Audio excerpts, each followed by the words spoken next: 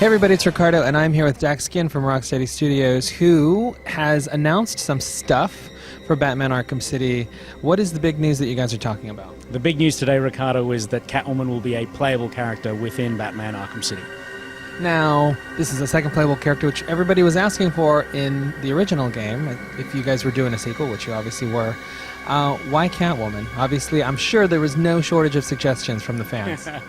We're pretty spoiled for characters, that's for sure, but with Catwoman we get a brilliant character who will allow gamers to indulge their darker side. You know, as playing as Batman, you've got this very rigid moral compass, you're always doing the right thing, you are delivering justice on the streets of Gotham 24/7. With Catwoman you can take a bit of a walk on the wild side, take a bit of a break from being the defender of Gotham and indulge in a bit of super sneaky stealth thievery. Now, for any folks out there that are worried that this is like just a reskin of Batman, but with a slightly sultrier walk, is this the case, or is she her own unique character? Absolutely not. We have designed Catwoman as an integral part of the complete Batman Arkham series, Arkham City experience. So she's got her own combat system, she's got her own set of gadgetry, she's got her own way of navigating the game world. Obviously she doesn't have a cape, so all of the glide functionality that we've developed for Batman doesn't fit her, so we've developed a new navigation system specifically for her. She's a genuine, fully featured playable character.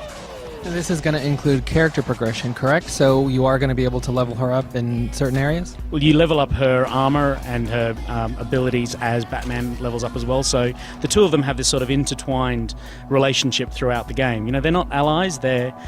She's using Batman and using the chaos within Arkham City for her own ends. But as your development as Batman increases, so will the ability to use new functionality within Catwoman. So tell us about the combat system, what you guys are doing there. We're doing a lot. You know, combat has always been right at the heart of any Batman experience, and for us it was about delivering an incredibly high impact combat system that allows you to take on multiple guys simultaneously. Really ramping that up in Arkham City. We've increased the AI that these thugs have, so they can come at you as 2 or 3 guys simultaneously, forcing Batman to counter twice or 3 times as those attacks are coming in. We've also integrated navigational skills and fused those with combat as well. So what you'd have seen today was this ledge boost takedown, which allows you to use your grapple boost move over a ledge, grab a guy who's on the other side of that railing, pick him up with you, and then slam him into next week.